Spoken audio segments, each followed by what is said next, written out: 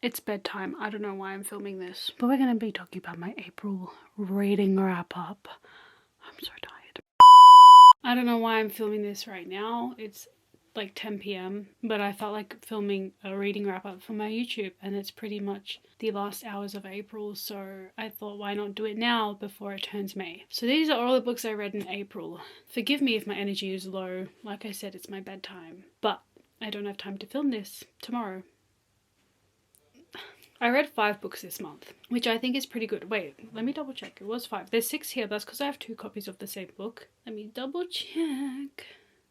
Yeah, I read 5 books this month, which is impressive because I feel like I've just been in the biggest slump lately, but we have Lauren Roberts to thank because she got me back into my reading. But let's get into these. I'm going to go in order. So the first book I read in April was Fearless, and this came out April 8th, which shows how much I was in a slump because I didn't read the first week of April, but I read Fearless. I gave this book 5 stars. Now, to be really honest with you guys, I gave this book 5 stars, but low-key, the more I think about it, the more I want to put it down to 4.5 stars because of some things that happen. I did love this book so much. I posted a whole reading vlog about it. If you want to watch it, that's another video of mine. Loved it so much, but the more I think on how things went, the more I'm like, you know what? It could have been done a little bit differently. I feel like some things that happened in this book, which I won't spoil, was 1, a bit of an easy way out of the plot, and 2, unnecessary. Like, I feel like there were ways around some things in this book, and for things to just end the way it did, the more I think on it, the more upsetting it is. But then again, I loved everything about it, and it took me a very long time to feel that way about this book, to think and reflect on the fact that I may not like all of it, because the first couple weeks after reading it, I was just in love.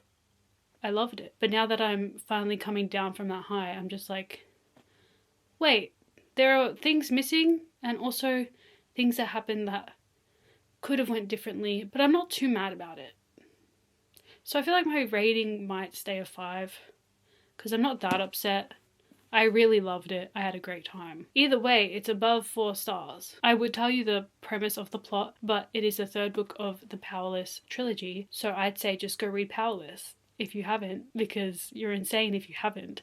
It is one of my favourite book series ever. This was so highly anticipated for me, and it did not disappoint me at all. And Kai, I'm still thinking about him. Like, I started Powerless when it came out, like, I want to say 3 years ago. I still think about Kai. I'm getting like hot just thinking about him, to be honest. This was my first read, and I'm surprised I didn't fall into a slump after this. It actually got me out of my slump, which is a little surprising because usually when I read a book I really love and I'm like invested in the world, obsessed, I was just living in it for the past 24 hours because that's all I was doing was reading. Usually when that happens, I don't like any other book I read after it because nothing lives up to it, and I just want to get that same feeling, but no other book gives me that same feeling for like months afterwards. So I was scared that this would happen, but lucky for me, this one came out and also saved me from a slump that this one would have given me. Watch me. I have a lot to say. I think I finished Beartown before I finished Watch Me, so never mind. Beartown was my next read. This was also a very good read. After finishing Fearless, I felt this one to be a little bit of a drag, but I think a lot of it is to do with the fact that I finished Fearless. But then the only thing that was pushing me to finish this one was the fact that this one was coming out. Anyways, Beartown was my next read after Fearless, and I gave Beartown 3.7 stars. Now, I really did enjoy this story. However, it was slow. Like, I feel like the story only picked up halfway. Like, that's where it picked up. This was slow and repetitive, and all they talked about was ice hockey, and I love ice hockey, but when you talk about it this much, it gets a bit annoying. And the fact that nothing else was going for the plot other than ice hockey. And like, when I say ice hockey, I don't mean ice hockey as in we're watching games. No, I feel like it was just ice hockey, but just people talking about ice hockey. It wasn't games. It wasn't anything intense or fun. It was just people talking about how much they love ice hockey in this small town called Beartown.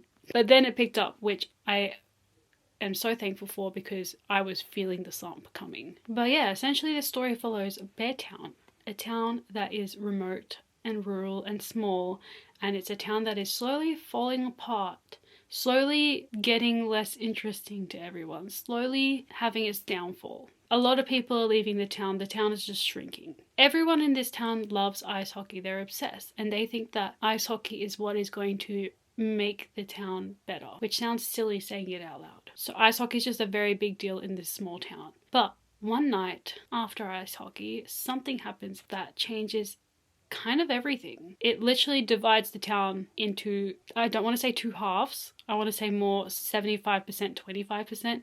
It just divides the town, and so much is happening around this one event where some people know the truth, some people don't know the truth. So much is going on, and that only hits halfway through, which is why I found it hard to get through.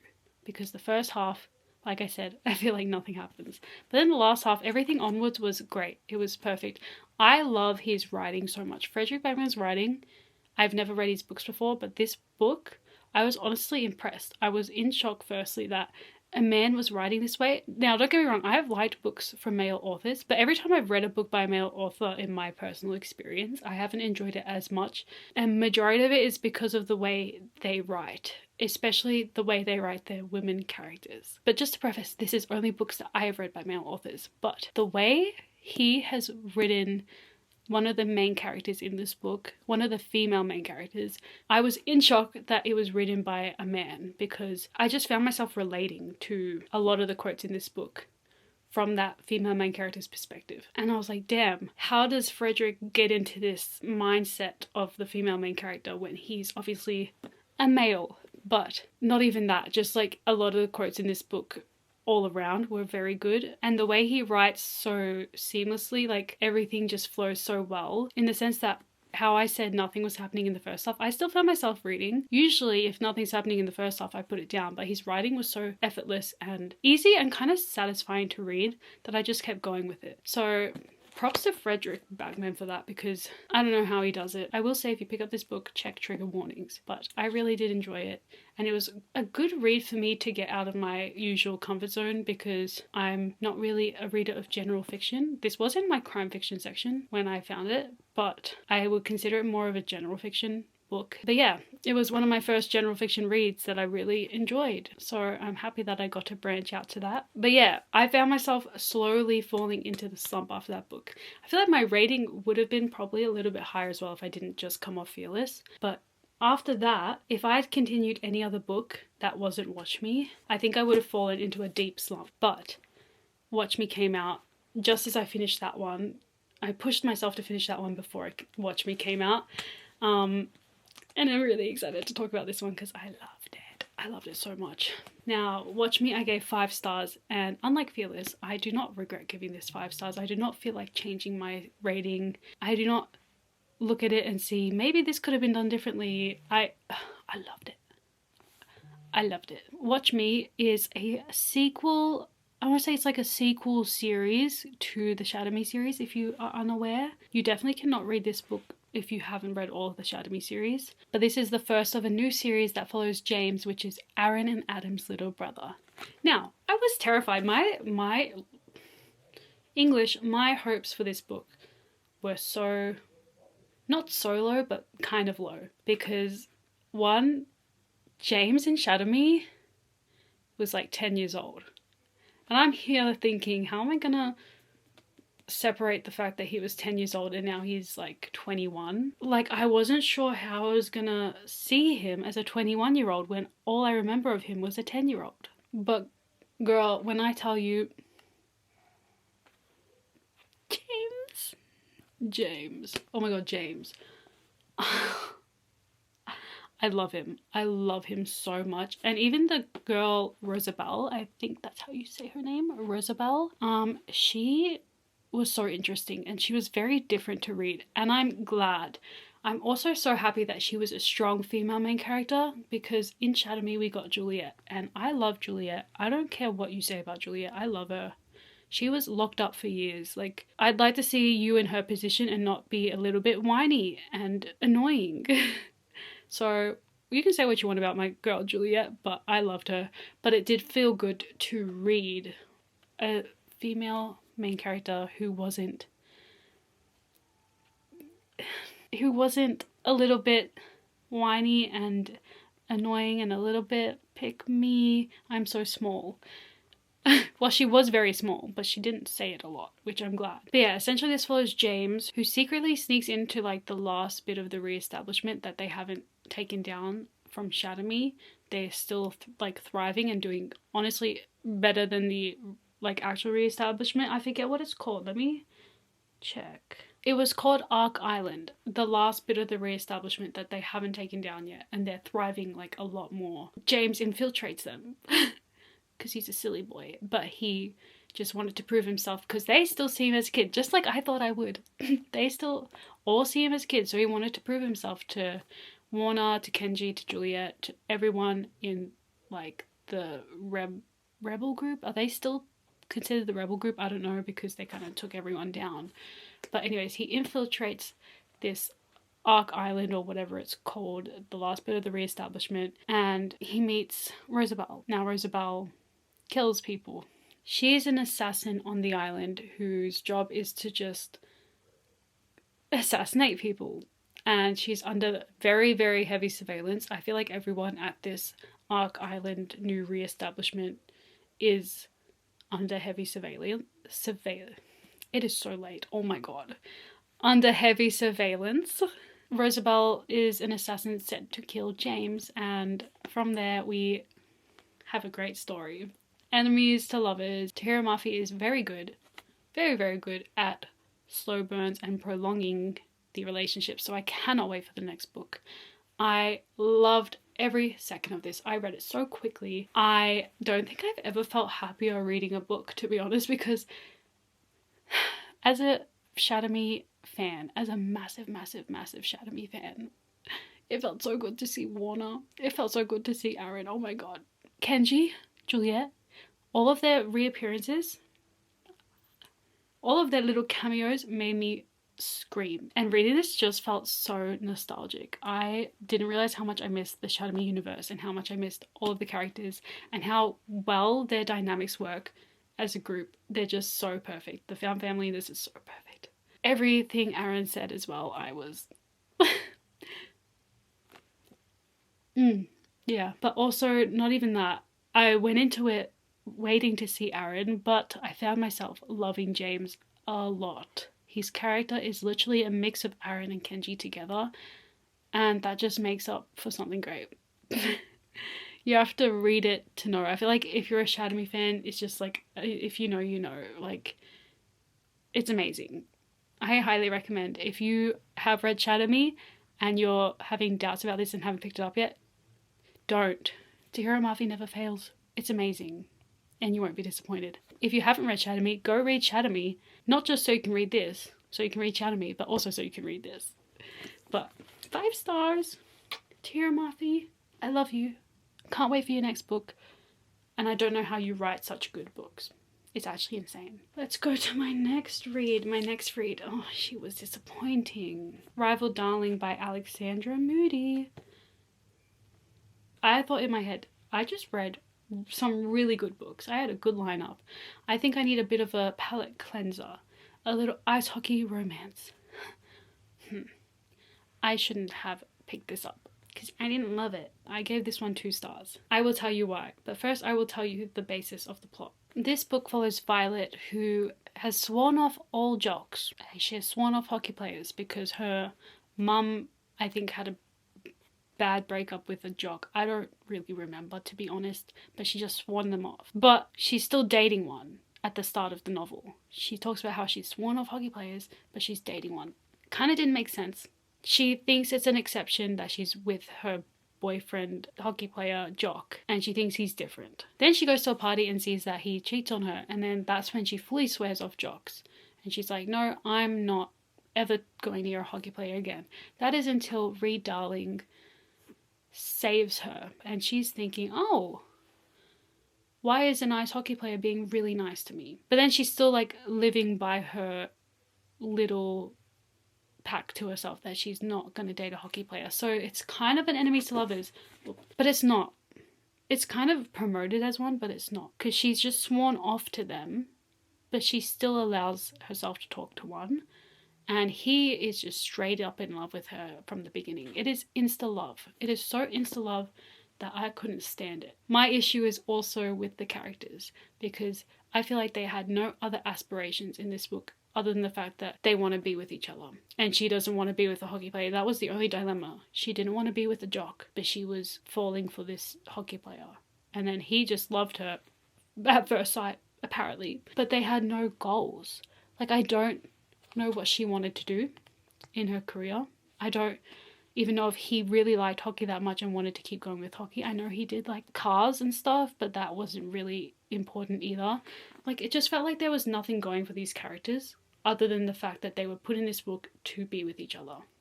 And I can't stand books like that. I really did not find myself attached to these characters at all. They were so one-dimensional, and I hate to say it because I was actually looking forward to this one. I was like, oh, an ice hockey palette cleanser. I always go back to ice hockey when I need that palette cleanser, but this one just didn't do it for me. I was bored, and it was so repetitive because it was dual point of view, and everything that she was saying in her point of view reflecting on something that just happened.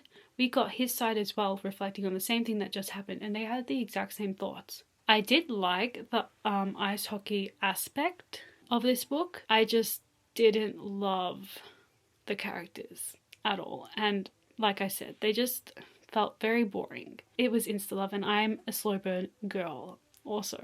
Something happens at the end of this book that just gave me the biggest ick, and I am not one to get the ick. I don't believe in icks. However, I formed one from reading this book. Oh, it was so bad. He did something as a grand gesture, and it was just... I had to put the book down, like, sir, what are you doing? What are you doing? I'm not going to say what it is because I don't want to spoil it, and this might be a book you do like, so go into it with your own opinion. Don't listen to me. But let's just say it was giving Alex Volkov. If you know, you know. I don't know. Like, yeah, 2 stars. That's enough about that one. Let's move on to the last book I read for the month. And it was This Dream Will Devour Us. This one I got sent to me by Alan and Unwin. Thank you for sending me these 2 copies of this book. I really like them, actually. They also sent me a bookmark and like a whole box full of stuff promoting this, and it was so cute. But yeah, This Dream Will Devour Us by Emma Clancy. I've never heard of this author before, so I was really excited when I saw this. Plus the cover looks really interesting. Like, I've never seen... I mean, I have seen it before, but I rarely see like just the one main character on the cover. I usually get the, like, if it's a cartoon cover, it's the couple on the cover, and it's just...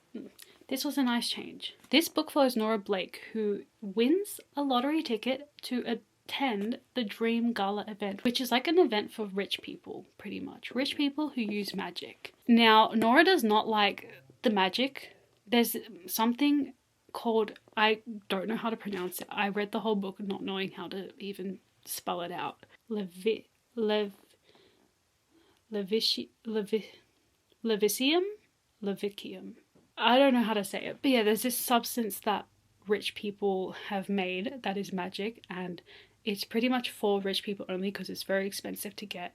And Nora does not like this substance or the people who made this substance because her dad was very sick after an accident, and this substance could have been used to save him. However, it was too expensive for her to afford, so her dad ended up passing away. So therefore she just does not like the creators of this substance. However, like I said, she wins a lottery ticket to attend a gala event that is run by the people who have invented this substance. However, Nora did not enter herself into this lottery. She just got into it by luck. But she decided not to tell them that it was a mistake because her dream is to become an engineer of this substance so that she can become a part of it and become rich enough to have the substance and use it for good rather than evil, which is what the bigger corporations are kind of doing. So yeah, she is thrown into this new world of rich people and celebrities, and she is asked to fake date one of the boys of this family who have created this substance and run the business,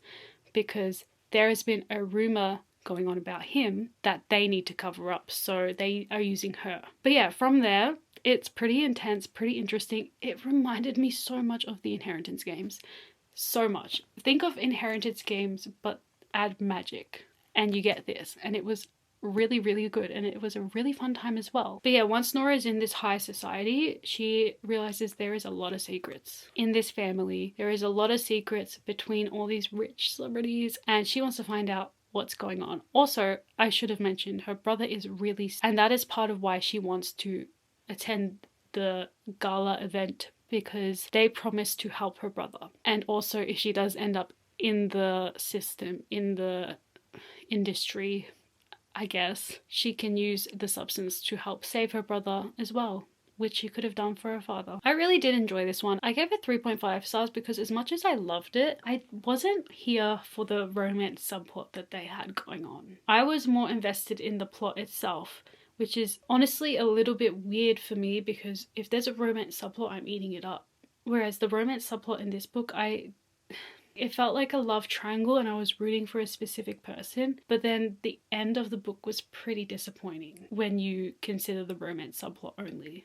The plot was amazing. There was really big plot twists in this book, which I was not expecting. The romance subplot was just the downfall of this book for me. Not the downfall, because I still really enjoyed it. It was 3.5 stars, but just like what made it less enjoyable for me. But it was such a different read. I feel like I haven't read anything like this before, where it's like a mixture of thriller, suspense with fantasy magic, all my different genres combined with the subplot of romance as well. But like I said, the romance fell a little flat for me. Not even fell a little flat, it just went in a direction that I preferred it not to have went in.